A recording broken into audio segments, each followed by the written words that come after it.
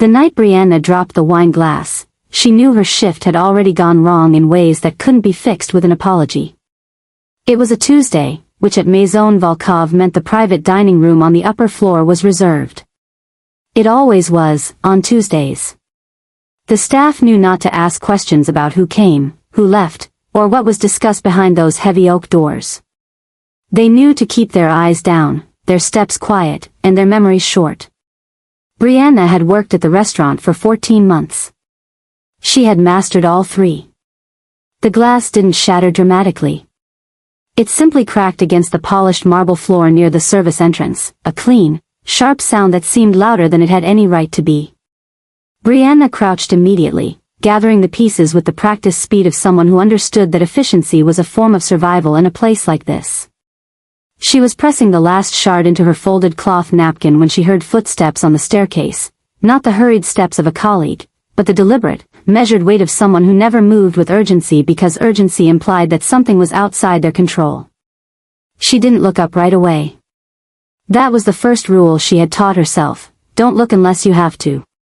You're bleeding. The voice was low, accented, unhurried. She looked up then, because she had to. Ivan Chernov was not what she had imagined, during all the months she had worked beneath the same roof where he conducted his quiet empire. She had imagined harder edges, crueler eyes. What she saw instead was a man somewhere in his mid-40s, broad-shouldered and still, with gray threading through dark hair at the temples and eyes the color of a winter sky that had forgotten what warmth felt like. He was looking at her hand. She looked too. There was a thin line of red across her palm, barely a cut, the kind that stings more than it bleeds. "I'm fine," she said. "I apologize for the noise." He didn't move away immediately. He studied her for a moment in the way that some men studied rooms when they entered them, cataloging exits, identifying variables, making calculations that never showed on their faces. Then he reached into the inner pocket of his jacket and produced a folded white handkerchief, which he held out toward her without ceremony. Brianna hesitated for exactly 1 second. Then she took it. "Thank you," she said. "The glass was already cracked," he said. "I noticed it last week." He said it as a fact, not a kindness. Then he walked past her, back through the corridor toward the private room, and Brianna pressed the handkerchief against her palm and stood very still for a moment, listening to the quiet close behind him like water filling a space where something had briefly surfaced. She returned the handkerchief laundered the following Tuesday, folded and left on the small side table outside the private room with a note that said only, "Thank you." She didn't sign it. She found it returned to her station that same evening. He had written beneath her words, in clean, spare handwriting, "Keep it." She didn't know what to make of that. She wasn't sure she was supposed to make anything of it at all. The trouble began 6 weeks later, and it began, as most trouble did in Brianna's life, with a man who had decided that her politeness was an invitation.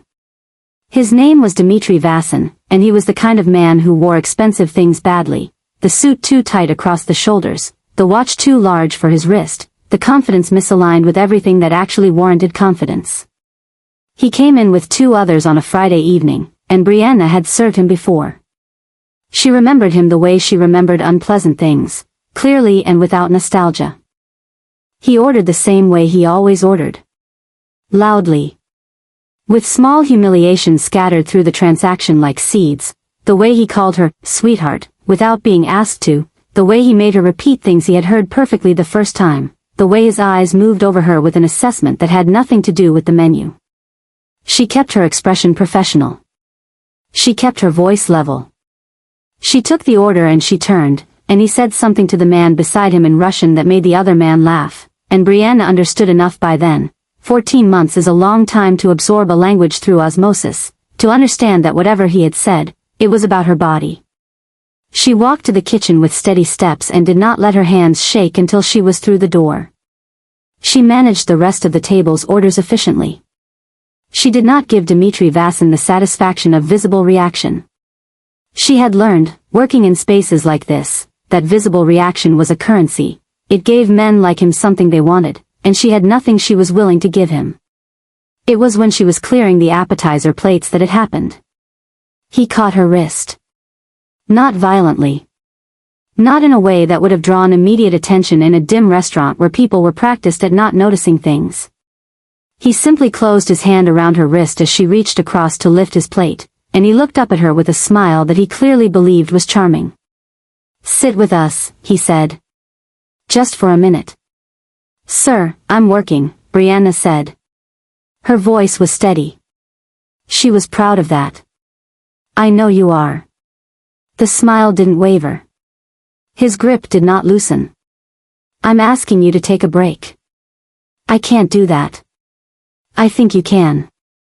There was a change in the air then, not loud, not dramatic, but unmistakable to anyone paying attention. A shift in temperature. The other conversations in the surrounding section didn't stop, but they quieted, the way ambient noise quiets when something beneath it changes frequency. Brianna felt it before she understood it. Then she heard his voice. "Let go of her."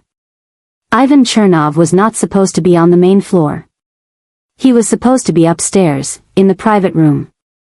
But he was standing 3 feet away, and his voice carried the particular quality of silence condensed into sound, not shouted, not theatrical, but absolute in a way that made the air feel thinner. Dmitri Vasin released her wrist.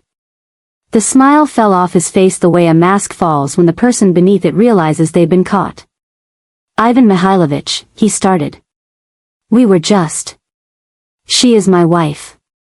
The words landed in the room like something dropped from a great height. Not loud. Just final. Brianna did not move. She did not breathe for a moment that stretched longer than it should have. She felt every eye in the section move toward her, then away, in that careful avoidance that people practiced in rooms like this. She watched Dmitri Vasin's face reconstruct itself around a new equation, watched the color change beneath his skin, watched him perform the particular recalculation of a man who has just understood that what he thought was an empty road was not empty at all. I didn't know," Vasin said. His voice had lost its shape. "Forgive me. I would never have." "I know," Ivan said, and the two words meant nothing and everything at once. He looked at Brianna then, briefly, just long enough to ask a question without asking it. She understood the question. She understood that he was offering her something, a specific kind of protection wrapped in a specific kind of lie, and that she was being given the choice to accept or refuse it in a window of time so small that it barely counted as a choice at all. She set Dmitri Vasin's plate down on the table with measured calm. "My husband worries," she said. Her voice was even. She almost didn't recognize it. Ivan stepped back to let her pass, and she walked toward the kitchen, and it was only when the door closed behind her that she allowed herself to press both palms flat against the cold stainless steel of the prep counter and breathe. He was waiting in the corridor near the service exit when her shift ended at midnight. Brianna had spent 4 hours deciding what she would say to him. She had prepared several versions, the professional version, the firm version, the version where she thanked him and established very clearly that nothing had changed between them. She had a version ready for every scenario she could imagine. She was not prepared for the version where he looked tired. He was leaning against the wall with his jacket folded over his arm, and there was something in his posture, not vulnerability exactly, because she suspected that word was not in his vocabulary, but something adjacent to it. A letting down of something that was always held up. The restaurant was nearly empty. The kitchen staff had gone. The weight of performance had left the room. "I should explain," he said. "You don't have to," Brianna said. "I understand what you did." "Do you?" It wasn't a question. He looked at her with those winter gray eyes, and she had the distinct sensation of being read, not in the way Vasin had looked at her, which was appetite wearing the costume of attention, but in the way a person looks at something they are trying to understand honestly. "You protected me," she said. "And you lied to do it." "Yes." "Why?" He was quiet for a moment. Not evasive, she had become good at reading the difference, but genuinely turning the question over, as if honesty required preparation. "Because it was the most effective solution," he said finally. "And because he had no right." Brianna studied him. "What happens now?" "To me, I mean. If he finds out it wasn't true." "He won't." The certainty in those two words was not bravado. It was information. She absorbed it the way she had learned to absorb things in this place, without comment, with careful attention. "And what do you want from me?" she asked. "In exchange." Something shifted almost imperceptibly in his expression. "Nothing. Men don't do things for nothing." "You're right," he said. "Generally." He looked away for a moment, toward the dark street visible through the glass of the exit door. "But sometimes things are done because they should be. That's all." Brianna did not fully believe him. She had not survived 29 years, a difficult childhood in Baltimore, 3 years of working restaurants in cities that didn't care whether she ate, and 14 months in this particular establishment by fully believing men who told her something was free.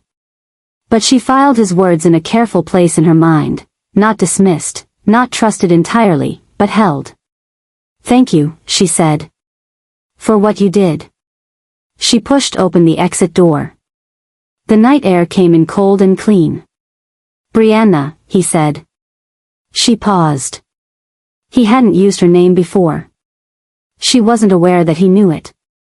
"Be careful," he said. "Walking home." She looked at him over her shoulder. "I always am." She walked out into the night and did not look back, and told herself very firmly that the warmth she felt in her chest was just the contrast with the cold air, and nothing more. The weeks that followed were strange in the way that certain kinds of change are strange, not dramatic, not announced, but accumulating in small increments that only become visible in retrospect. Ivan Chernov began to come downstairs on evenings when she was working. Not obviously. Not in ways that drew attention. He would take a table near the back, order quietly, and read documents that he brought in a leather folder. He did not speak to her beyond what the transaction of ordering required.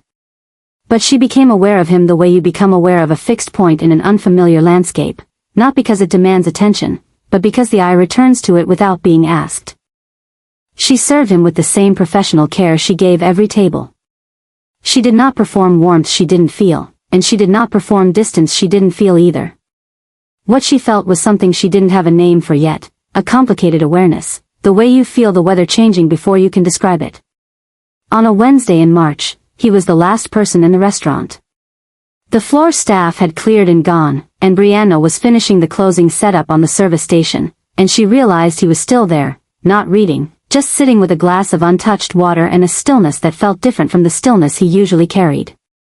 It felt heavier. She walked over. "Can I get you anything else?" He looked up. For a moment he seemed to be deciding something.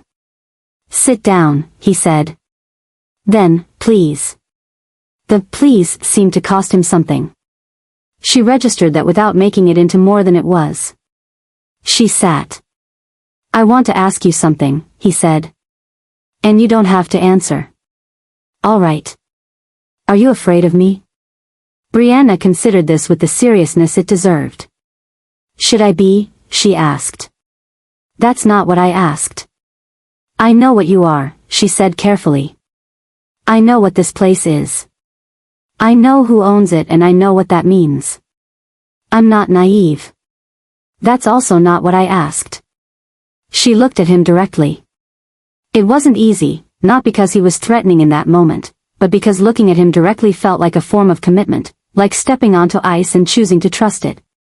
"I'm cautious of you," she said. "That's not the same as afraid." He absorbed this. Most people who know what I am don't make that distinction. Most people don't have a reason to. And you do. "You used to lie to protect me from a man who was making me uncomfortable," she said. "That doesn't erase what you are. But it exists alongside it. I'm capable of holding both things at the same time." Ivan looked at her with an expression she couldn't read fully, but something in it suggested that this was not the response he had expected, and that the unexpectedness was not unwelcome. "You're very direct," he said. "I've found it's more efficient than the alternative." A pause. "Yes," he said. "I've found the same." It was a small thing, that moment of shared understanding, slight, almost accidental, the way two people in a crowd sometimes make unexpected eye contact and register, briefly, that they are both more aware of the world than it assumes they are. But small things have weight when they accumulate. She was beginning to understand that about him. He was a man built of accumulated things. She stood and cleared his water glass. I need to finish closing. Of course. He rose, taking his folder. He paused at the table's edge. My wife, he said quietly, not quite looking at her. Would have liked you, I think. Brianna was still. Liked? She passed. 7 years ago. She didn't offer condolences in the scripted way. Instead she said, what was she like? He thought about it for a long moment. Honest, he said. In a world that discouraged it. He walked out without another word, and Brianna stood in the quiet of the empty restaurant and thought about what it meant to be honest in a world that discouraged it, and thought about the man who had just said it and admitted to herself, in the privacy of her own mind, that the distinction between cautious and afraid was beginning to blur in a direction she hadn't anticipated. April came, and with it a complication. Brianna's younger brother Marcus had debts. She had known this for a while in the vague, painful way you know things about people you love and cannot fix. Marcus was 24 and smart in ways that hadn't translated into stability, and he had made the particular kind of bad decision that young men make when they're trying to feel powerful in a world that has not yet made room for them. He had borrowed money from people who did not offer grace periods. She learned the specifics on a Thursday, when he came to her apartment with a bruise on his jaw and a number that made her stomach drop. Not a catastrophic number, in the context of the world she moved through at work, but catastrophic for her, for what she could access, for what she could do. She lay awake that night going through options. She had savings, not enough. She had a second job she'd been considering, not fast enough. She had pride, significant amounts of it, the kind that had kept her upright through things that would have folded other people, and her pride was currently engaged in a heated argument with her pragmatism about what constituted an acceptable solution. She did not go to Ivan Chernov. She wants to be clear about that, even in retrospect. She did not go to him. What happened was different, and the difference matters. He found her on a Friday, during her break, sitting on the back steps of the restaurant in the cold with her phone in her hand and the expression on her face that she had, incorrectly, believed she was better at hiding. What's wrong? He asked. Nothing. Brianna. She looked up. There was no performance in his voice, no transaction in his attention. He was simply asking, and she would be honest about this, at least to herself, tired. She was tired of carrying things alone and making it look effortless. She told him. She told him the amount, the timeline, the names she knew, the pieces she'd pieced together. She watched his face process the information with that quiet, thorough stillness she'd come to recognize as his version of serious attention. She watched him think. I can make this go away, he said. I know, she said. That's not why I told you. He looked at her. Then why? Because you asked, she said. And because I'm tired and I trust you enough to be tired in front of you. That's all. I'm not asking you for anything. The silence between them was long. Outside, the city made its regular nighttime noise, distant, ordinary, indifferent to the particular weight of two people sitting in a corridor making calculations that had nothing to do with numbers. Let me help, he said. Not as a debt. Not as an obligation. He paused, seeming to find the word unfamiliar in his mouth. As someone who has the ability to, and chooses to. And what does it cost, Marcus? She asked. If your people are involved. Nothing. The men involved are not significant. The resolution will be quiet and final. You mean they'll be afraid? Yes. She was quiet for a long time. I don't want him in that world, she said. Not any part of it. He won't be, Ivan said. This resolves the issue and closes the door. It doesn't open another one. She believed him. She hated, a little, how much she believed him. Not because he had given her reasons to doubt, but because believing him felt like crossing a threshold she was not sure she could cross back over. All right, she said. He nodded once, as if sealing a document. She looked at him then, really looked, past the careful architecture of his presence, at the man beneath the stillness. "You carry a lot," she said. "Don't you?" He didn't answer immediately. "Everyone does," he said finally. "Not like you." Another pause. "No," he admitted. "Not like me." She reached over and, very briefly, touched the back of his hand. Not romantically, or not only. The way you touch something to tell it that you see it, that it exists, that you are witness to it.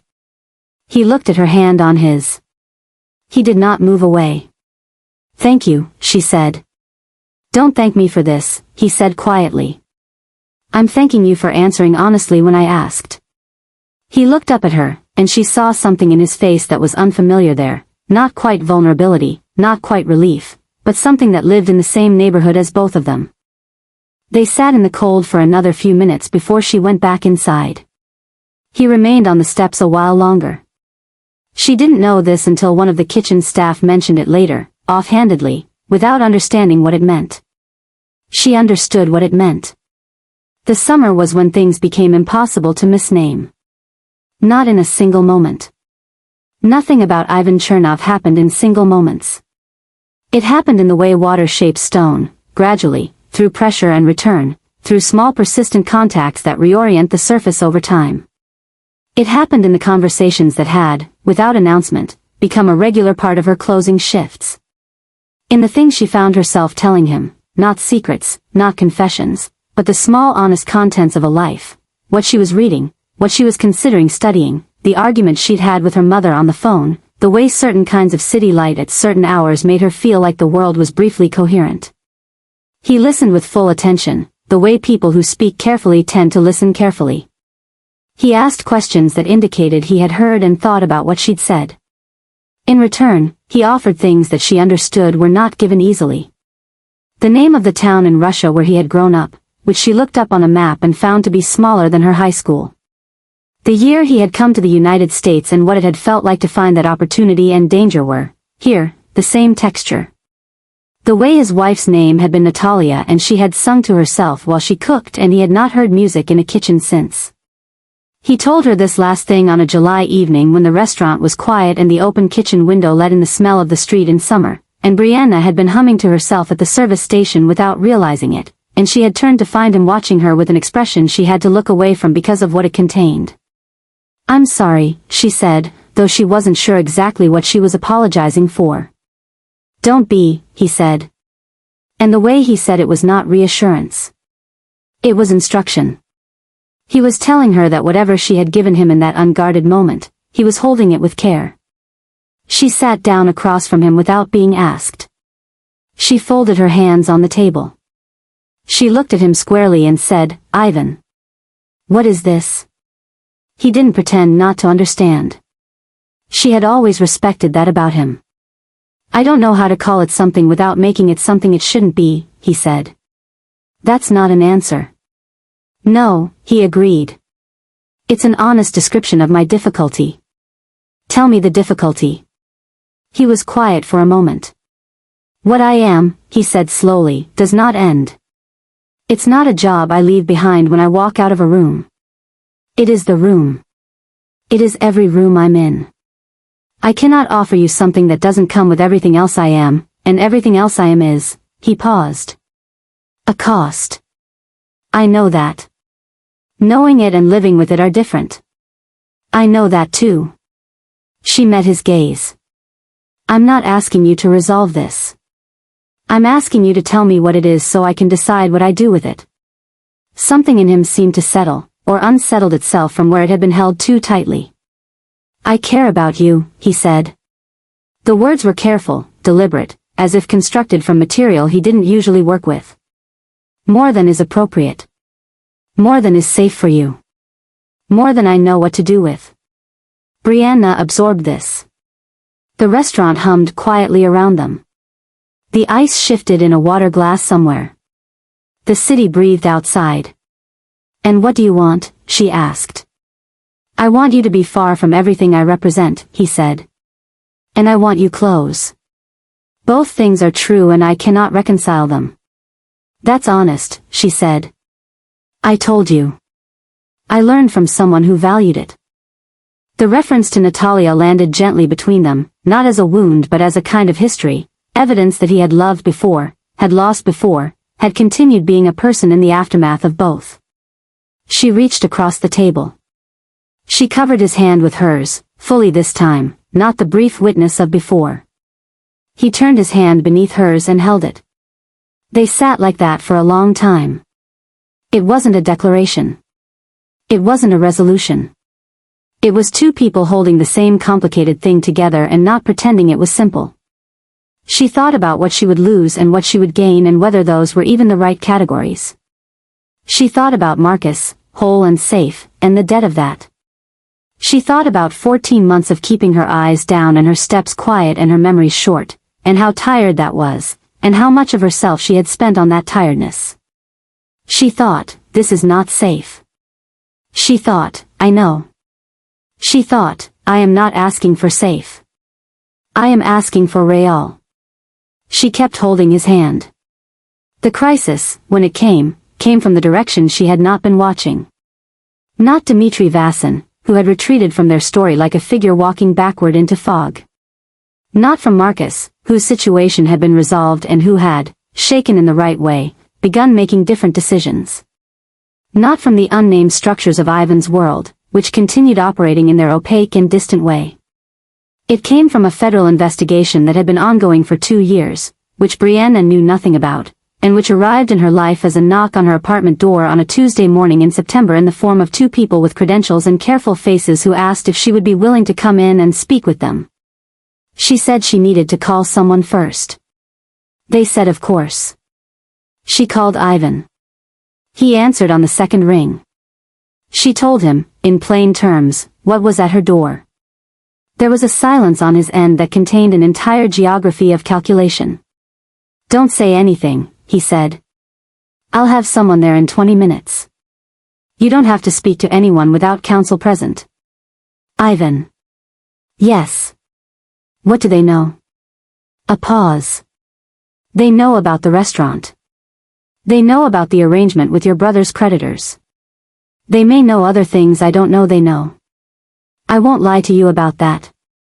She sat down on her couch. The 2 agents were waiting in the hallway with the patient, settled energy of people who were prepared to wait all day. The morning light was coming through her east window, the particular gold of early September, and she thought in that strange dissociated way of moments of crisis that she had never thought of light as having weight before.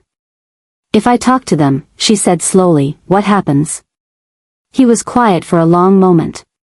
They want information. If you have information, they can offer you certain protections. If you don't, he paused. If you don't, you can tell them truthfully that you don't. And the restaurant? My job? He stopped. She heard him take a breath, and it was one of the very few times in all the months she had known him that she heard something in that breath that was not entirely controlled. That will have to change, he said. Regardless. She understood what that meant. She sat with it. I have never asked you to protect me, he said quietly. I am not asking you now. I am telling you that whatever you need to do, you do it. Your safety and your freedom matter more than, another pause, waited.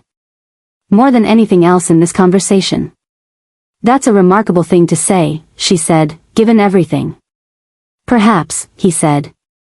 But it's true. She looked at the east window. The light held. Ivan, she said. Yes. I don't have information that implicates you specifically, she said. I know what I've seen and what I haven't seen, and I know the difference. Brianna. Let me finish. Her voice was steady. She was proud of that. I'm going to speak to them honestly. I'm going to tell them what I know and what I don't know. And what I know is that I worked at a restaurant, that a man once helped me with a personal situation, and that I have no knowledge of specific illegal activity. A silence that lasted 3, 4, 5 seconds. When he spoke, his voice was lower than she had ever heard it. You don't have to protect me. I know, she said. I'm telling you the truth of my actual knowledge. What I know and what I don't know. That's all. She heard him then, truly heard him, in the silence between his words, and what she heard was a man who had spent decades in a world where every kindness came with a hidden contract, sitting with the particular devastation of receiving something freely given. The lawyer will be there in 15 minutes, he said. All right. Brianna. Yes. After this, he seemed to be choosing words from a place he rarely accessed. I understand if after this you need to. Let's get through today first, she said. We'll talk about after. She hung up and went to the door and told the agents she would be happy to cooperate once her attorney arrived. The months that followed were long and not simple. She gave her account. She told what she knew with honesty and precision. She consulted with the attorney on what was within her scope and what was not. The investigation moved in its own slow machinery, touching the edges of her life and receding, making its determinations in rooms she was not part of and would not be told about entirely. She left Maison Volkov. It was the right decision and she had known it before she made it, the way you sometimes know the shape of a decision before you make it, the way you can see the door before you understand you're going to walk through it. Ivan called, once, 2 weeks after she left. He did not ask her to come back. He did not ask anything of her. He told her that he had been informed by his counsel that her cooperation had been characterized as thorough, honest, and limited in scope. He told her, in his careful measured way, that he was grateful for her honesty. She told him that she had only told the truth of what she knew, which was what she would have done regardless. I know, he said. That's why I'm grateful. There was a long silence. Where are you? He asked. Home, she said. Are you well? Getting there, she said. You? He was quiet for a moment. Working on it, he said. She laughed, softly, a real laugh, not performed, the kind that escapes before you decide to release it. She heard something on his end that might, generously interpreted, have been the edge of a smile. There's a lot between us, she said. That's complicated. Yes. I don't know what's possible. I don't know what's wise. Neither do I, he said. I have not known either of those things for some time. That's surprisingly comforting, she said. Is it? It means you're not pretending to have answers you don't have. She looked at the wall of her apartment, at the small things she'd accumulated on it, a photograph of her and Marcus, a postcard from a trip she'd taken to Charleston, the laundered white handkerchief she'd never quite gotten around to returning. I need time, she said. To understand who I am outside of that place. To figure out what my life looks like when it's fully mine. I know, he said. I'm not asking for anything. I know you're not. That's also why I'm still talking to you. Another pause, long, full of the texture of everything unresolved between them. Take the time you need, he said. I will, he paused. I will be here. She didn't ask him what that meant or what form, here, would take given the conditions of his life. She filed it in the careful place in her mind where she kept things that were true and unresolved simultaneously. Good night, Ivan, she said. Good night, Brianna, he said.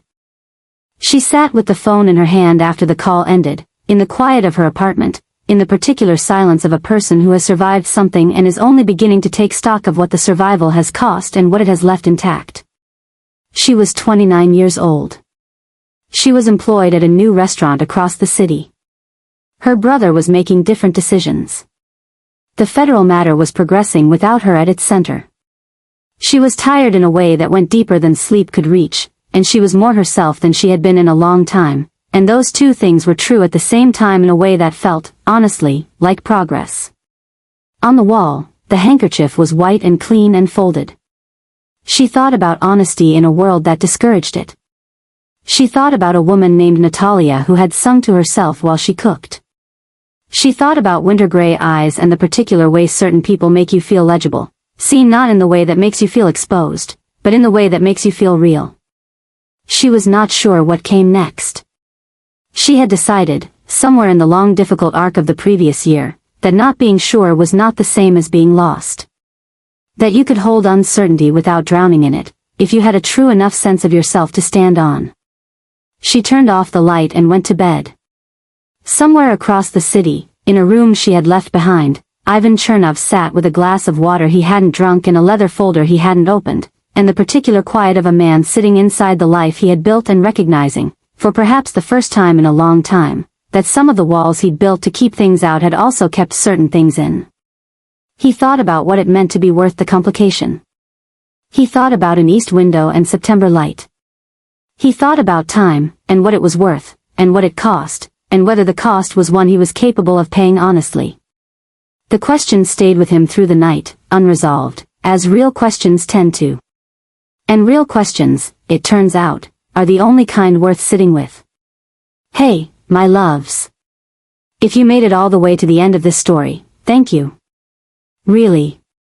From the bottom of my heart, thank you for sitting with Brianna and Ivan for this long. I know this wasn't the easiest story to follow. There are no explosions here, no perfectly choreographed rescues, no big romantic kiss in the rain with a swelling soundtrack. What there is, I hope, is something messier and truer, two people navigating something real inside a world that doesn't allow for easy choices, and the strange, stubborn way that genuine connection manages to find space even in the most unlikely corners. I wrote Brianna the way I wanted to write her, smart, tired, proud, and fully human. She doesn't get swept off her feet. She makes decisions with her eyes open. She protects herself and the people she loves, even when that protection comes at a cost. And she's allowed to not have everything figured out at the end, because honestly, none of us do, and I think it's a little insulting when stories pretend otherwise.